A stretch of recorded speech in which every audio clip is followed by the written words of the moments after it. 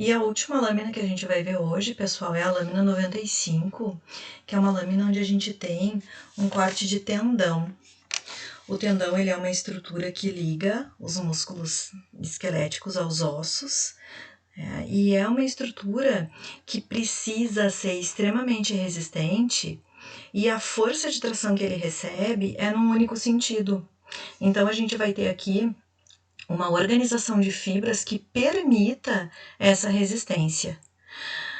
Ele é um tecido que a gente vai chamar de tecido conjuntivo propriamente dito denso, porque vai ter uma quantidade maior de fibras do que célula, um predomínio maior de fibras.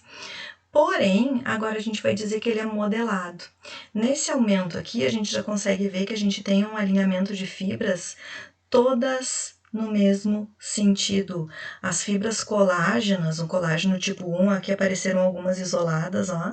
A gente consegue ver bem a espessura dessas fibras. Olha como elas são bastante espessas.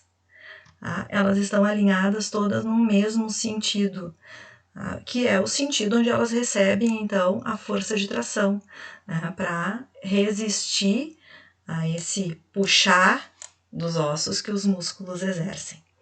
Certo? Então, se a gente amplia aqui um pouquinho mais, o que a gente vai perceber?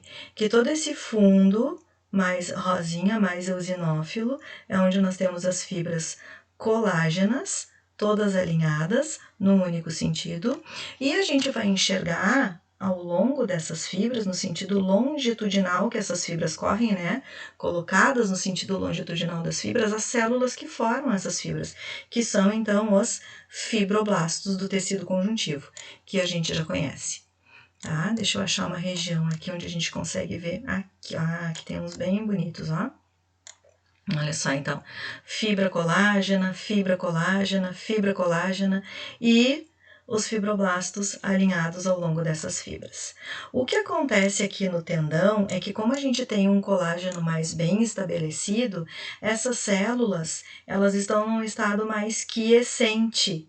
Então a gente enxerga mal e mal um núcleo mais alongadinho, né? E bem corado destes fibroblastos, que aqui vão ser chamados então de fibrócitos, por estarem já nesse estado mais inativo.